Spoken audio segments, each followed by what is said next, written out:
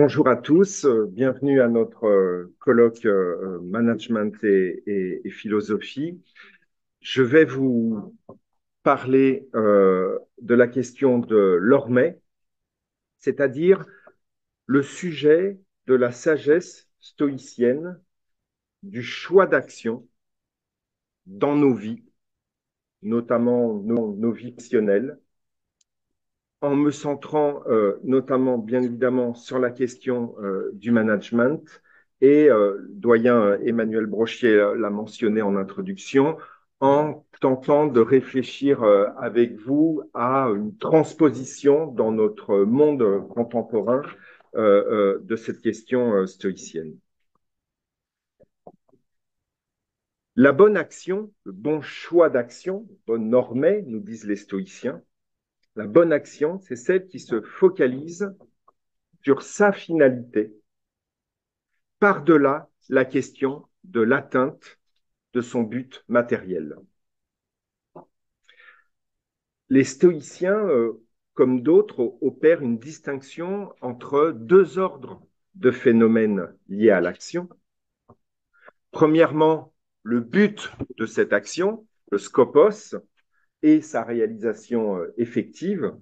Et deuxièmement, la finalité, le telos, la finalité au service de laquelle se positionne ce but.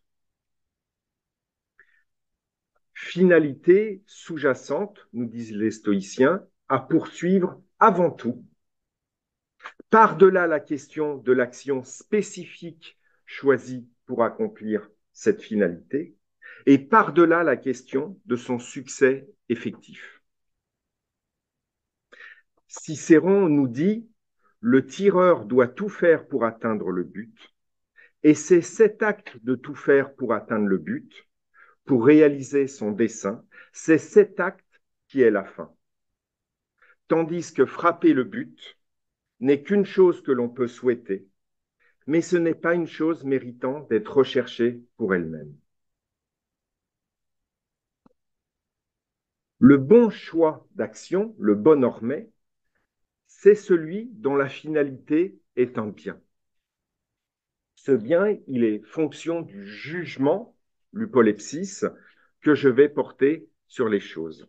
Et il m'appartient d'identifier les vrais biens, à savoir les vrais biens à poursuivre par l'action, sans me laisser berner par l'illusion des faux biens, à savoir contrôler ce qui ne dépend pas de moi, ce qui renvoie à la thématique stoïcienne de l'orexie, c'est-à-dire du désir ou de l'attente.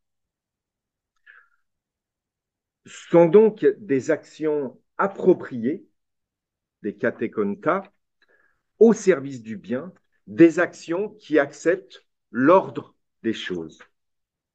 Pour citer Chrysippe, ce sont des actions qui sont kata et non pas paraphusine, c'est-à-dire en phase avec l'ordre des choses, en phase avec la nature.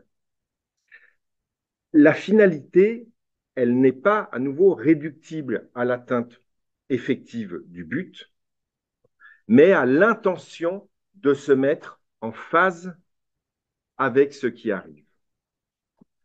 Dès lors, le sage, même s'il ne parvient pas à réaliser l'action, réussit son action, son activité fondamentale, celle du phasage, de l'accordage, la parachorésis, nous dit Épictète, celle du phasage à l'ordre des choses, que nul ne peut entraver, car Épictète nous dit ça fait partie des taéphémines, des choses qui dépendent de nous.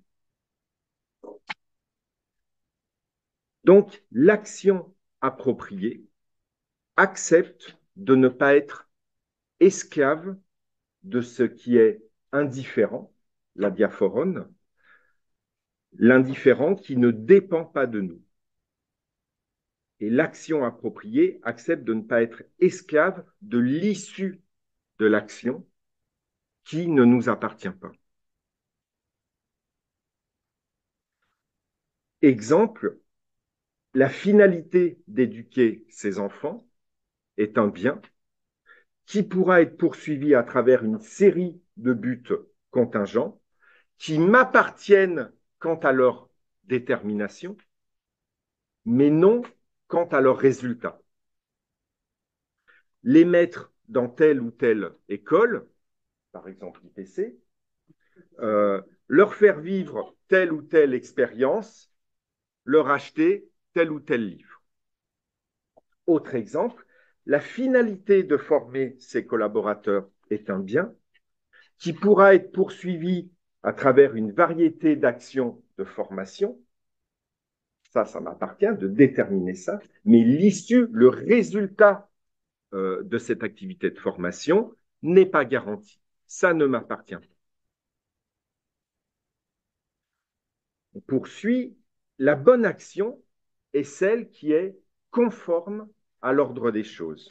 Le bien stoïcien, c'est l'accordage de l'activité humaine à l'ordre des choses, à la nature des choses, à la raison, logos, qui régente l'ordre des choses. Est une bonne action une action qui se fasse, premièrement, en général, à la nature universelle qui régente le monde dans son entièreté, à la raison qui régente le monde, et qui ainsi accepte avec sérénité le destin, l'ordre des choses, c'est-à-dire ce qui arrive au niveau de ce qui ne dépend pas de nous. Deuxièmement, est une action qui se fasse, en particulier maintenant, avec ma nature à moi d'être humain, ou plutôt mes différents niveaux ou cercles d'appartenance à ma condition humaine.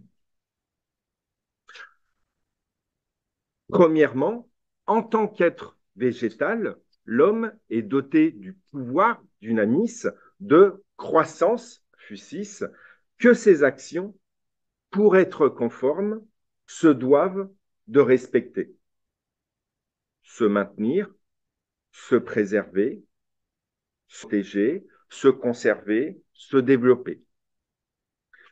Tout cela aussi bien personnellement que collectivement dans mes différents groupes, moi individu, d'appartenance sociale. Le bon choix d'action, le bon ormet, c'est donc celui qui est accordé à cette première caractéristique.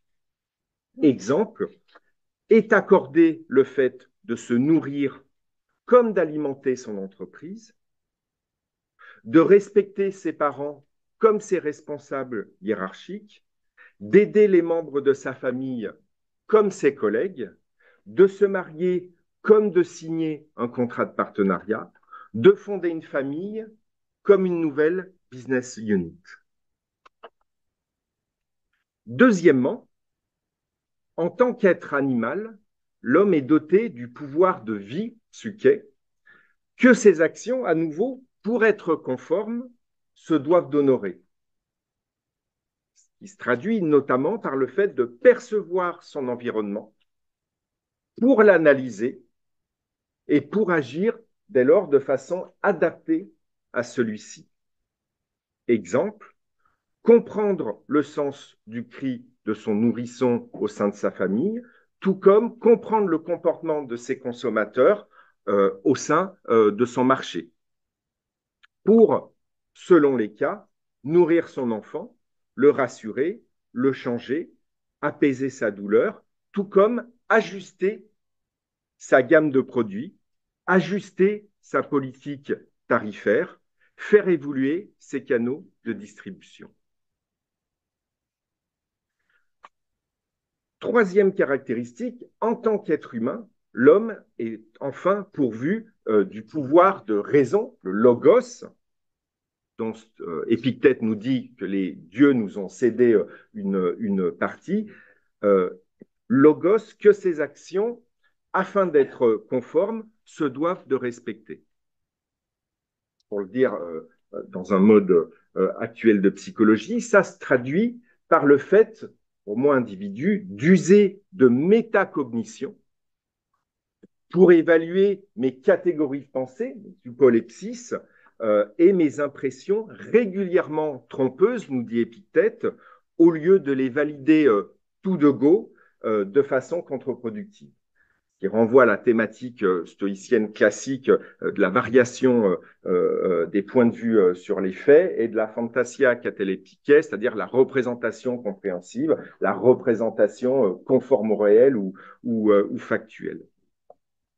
Et deuxièmement, comprendre pour l'individu qu'il fait partie d'un tout, notamment de la communauté humaine et de divers groupes sociaux, dont tous les membres sont de la même espèce et doivent, à ce titre, être appréciés, respectés, aidés.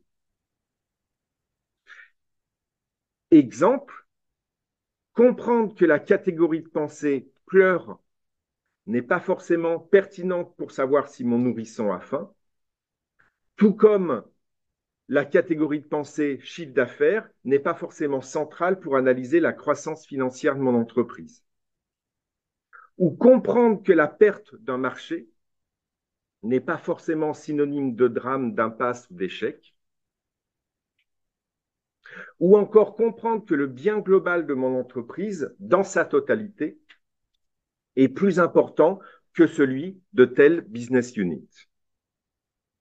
Ou enfin, réaliser que le bien-être personnel de mon collaborateur confronté à la maladie est plus important que sa performance financière du moment. On poursuit, troisième axe, les stoïciens nous expliquent que la bonne action est celle qui s'accompagne de flexibilité mentale à son endroit. Le bon choix d'action, l'ormé logiquet, se doit d'être, pour les stoïciens, affirmé et déterminé dans sa volonté d'être au service d'un bien conforme à l'ordre des choses, on l'a vu. Mais, et le sage est conscient que cette finalité peut être associée à une variété de modes d'action. Et il n'est ainsi pas dépendant de telle action, que cela concerne son mode ou sa résultante, car il s'attache avant tout à la poursuite de la finalité superordonnée qu'il cherche à honorer à travers cette action.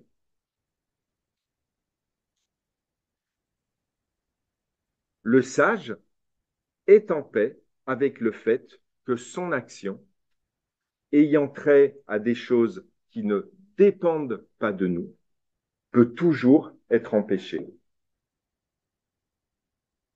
Tout comme il est conscient qu'une action n'est jamais qu'un moyen possible, parmi d'autres, de chercher à satisfaire sa finalité.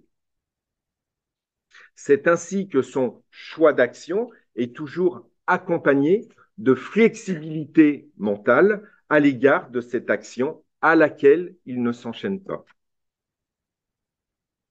Marc Aurèle parle du pexairesis que Pierre Hadot, sur lequel je me suis inspiré notamment pour faire cette présentation, traduit par le terme de choix rétractable.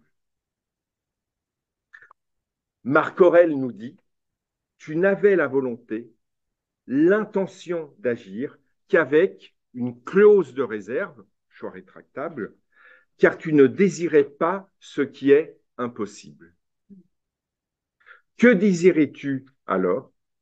Tu ne désirais rien d'autre que d'avoir cette volonté, finalité, ce télos, cette intention-là. Tu l'as eu. On voit que ce positionnement, cette flexibilité mentale, est autant apaisante, obligation de moyens et non pas de résultats, que réaliste. Ce qui dépend de nous, ce qui ne dépend pas de moi, sera régulièrement dans des configurations non souhaitées. Et pragmatique, cette absence de rigidité rend possible une orientation solution face aux difficultés.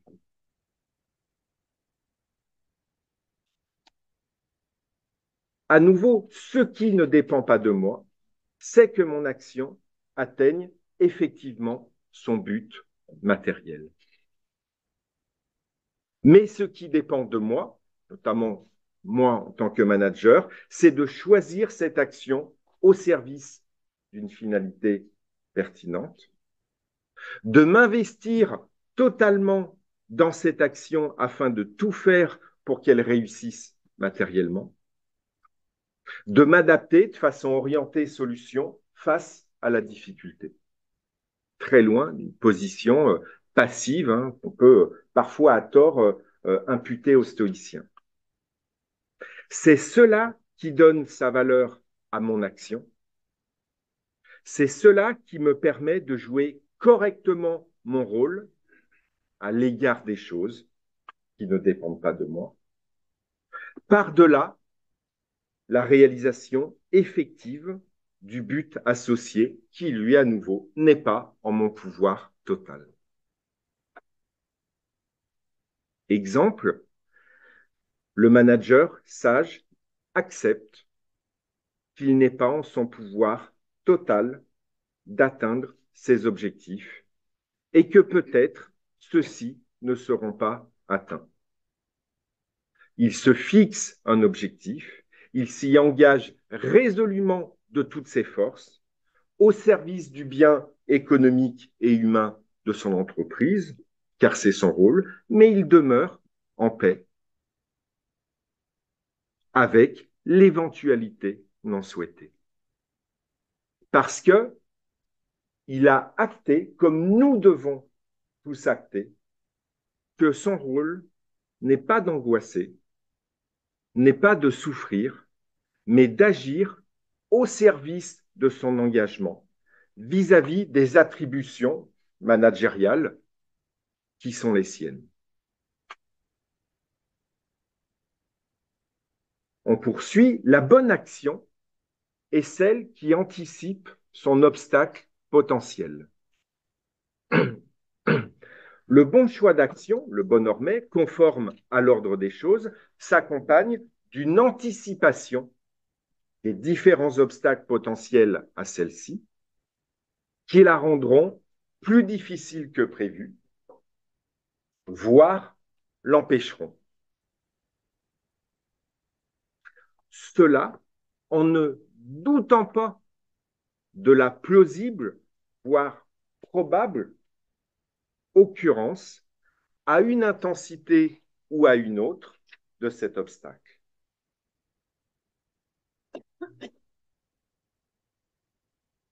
Cette anticipation, elle ne se réalise pas de façon anxieuse, par exemple en implorant implicitement le sort pour que l'obstacle ne se manifeste pas, ou en tentant de se rassurer à son endroit.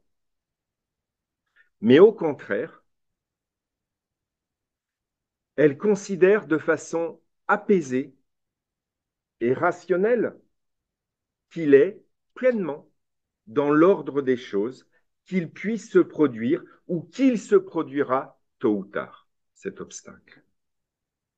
Car, à nouveau, il est conforme à la logique qui gouverne la nature que les choses qui ne dépendent pas de moi soient parfois non favorables.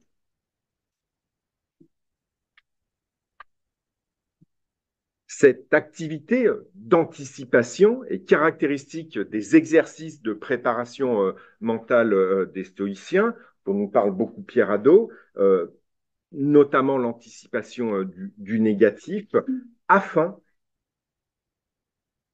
de ne pas être déstabilisé, de ne pas être perturbé, de ne pas être pris de court si, plutôt lorsque l'obstacle émerge à l'encontre de notre action.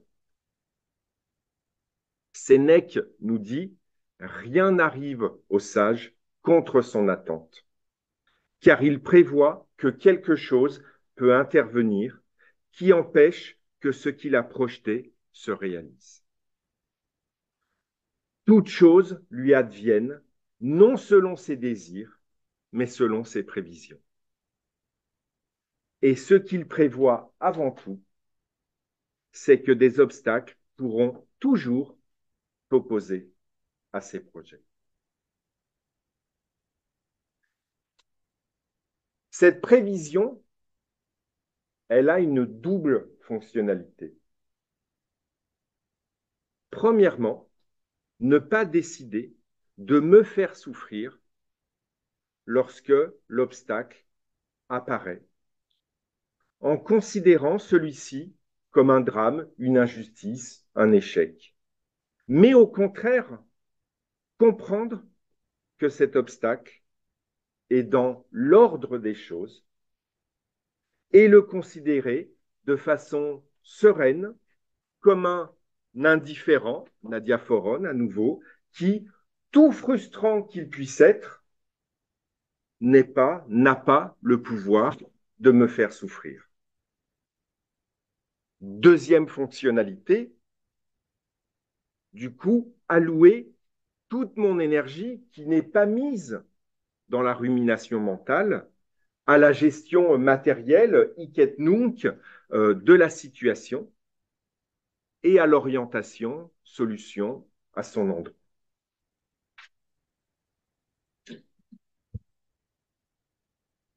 Exemple, le manager empreint de sagesse est au clair avec les obstacles qui pourront s'opposer à son action sur tel sujet, qui pourront ou qui ne manqueront pas de s'opposer à son action sur tel sujet.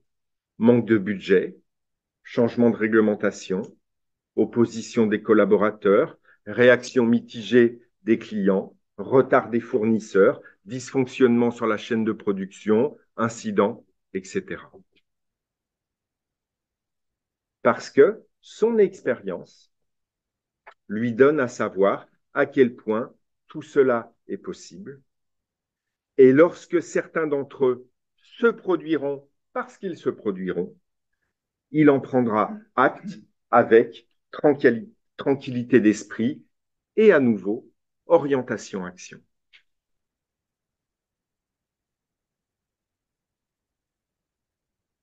Je poursuis.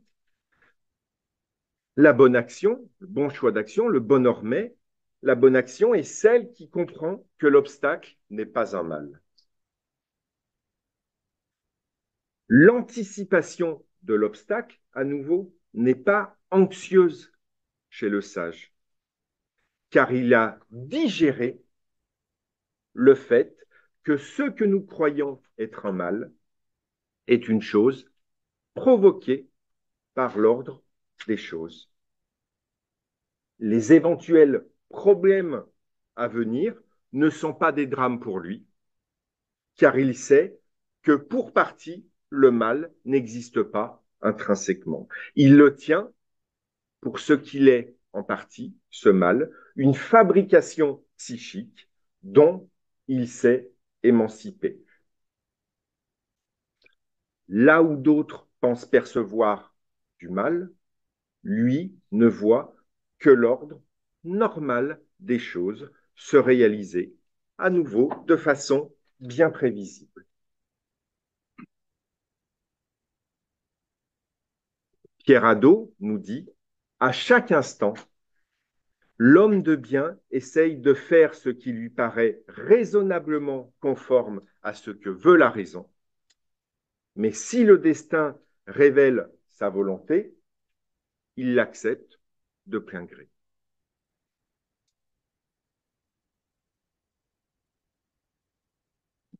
Exemple, la sagesse managériale, c'est ainsi qu'il n'y a rien d'autre que l'ordre naturel des choses. Dans l'opposition de tel syndicat, la réaction de tel collaborateur, le changement tel changement de réglementation, l'augmentation du coût de l'énergie et des matières premières, c'est d'actualité, les difficultés d'approvisionnement logistique, le revirement de tel client, etc. Ce qui, à nouveau, ne signifie certainement pas qu'il ne faille pas agir en prévention ou face à ces éléments et ainsi être dans un rapport passif ou attentiste à leur endroit. Il est dans mes bonnes actions de manager de les prévenir et de les gérer. Mais tout comme il est dans ma sagesse managériale, il doit être dans ma sagesse managériale de comprendre qu'ils n'ont rien d'anormal au vu des règles qui régentent le monde et que je ne suis pas à nouveau dans l'obligation de me faire souffrir en les surnégativisant mentalement.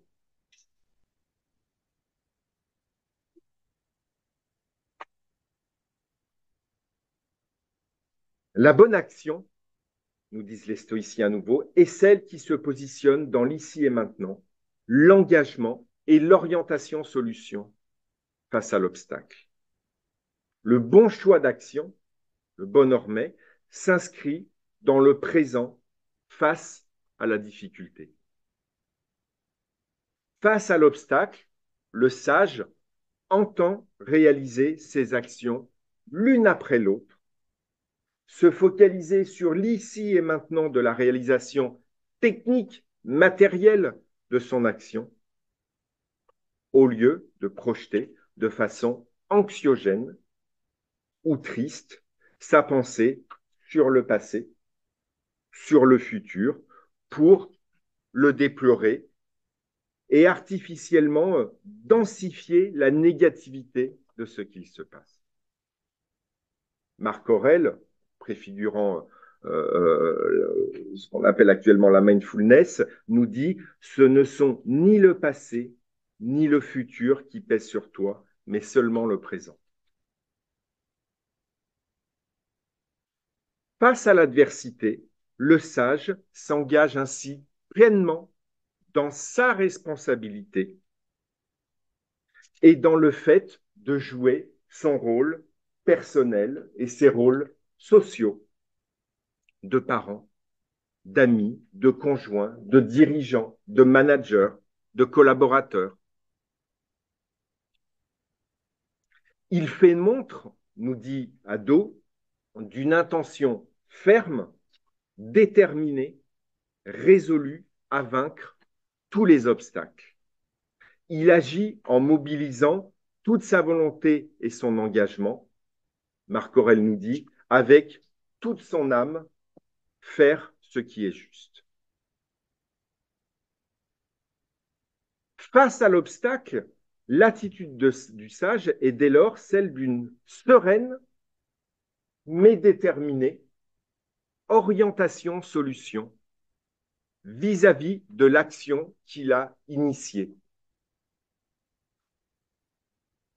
Marc Aurèle, à nouveau, nous dit, si tu adoptes une attitude de sérénité à l'égard de l'obstacle, si tu sais revenir avec prudence vers ce qu'il t'est donné de pouvoir faire, voilà qu'aussitôt une autre action va se substituer à la première. Il sait, nous dit à nouveau Marc Aurèle, s'adapter sans peine au possible et à ce qui lui est donné de faire. Il n'aime pas se limiter à une matière.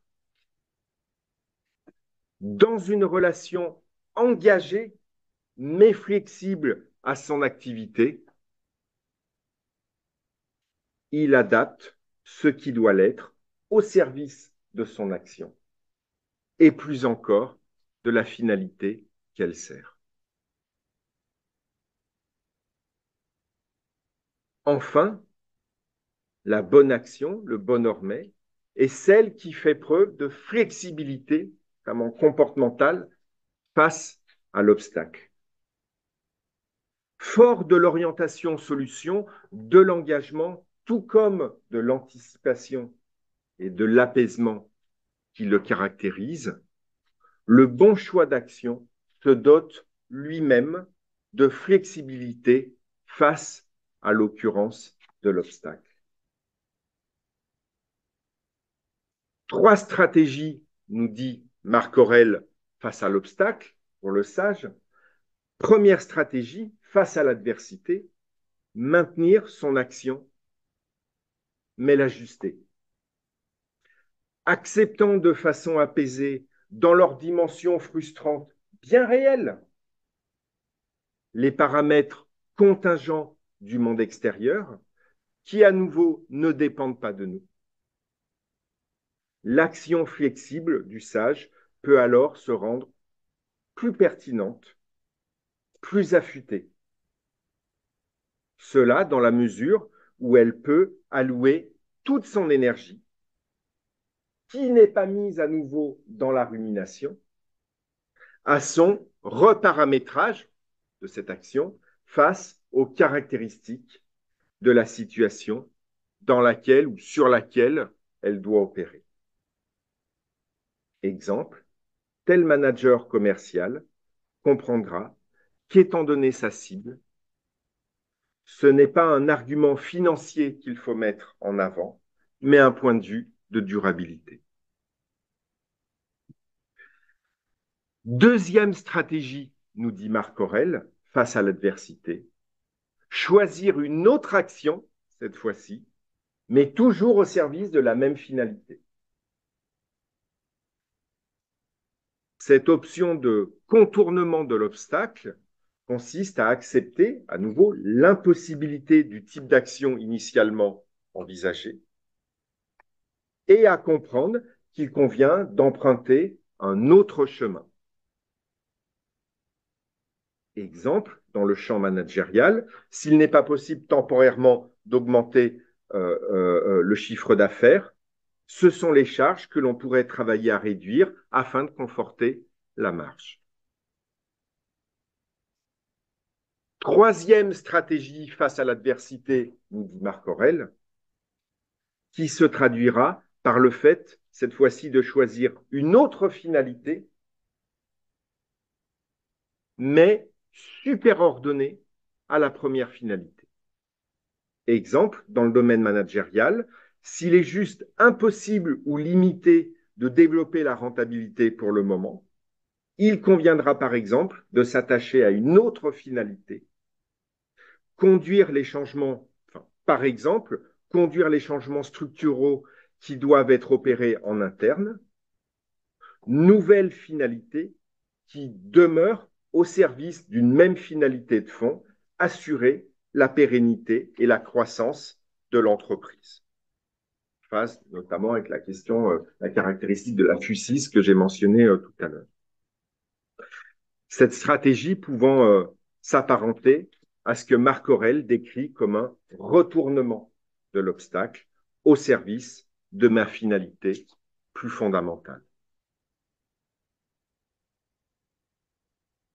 Et je terminerai avec cette citation de Sénèque que je nous invite à méditer dans le cadre de nos vies, notamment de nos vies professionnelles. L'homme de bien teinte les événements de sa couleur. Quoi qu'il advienne, il le tourne en son bien. Merci à vous et merci aux stoïciens.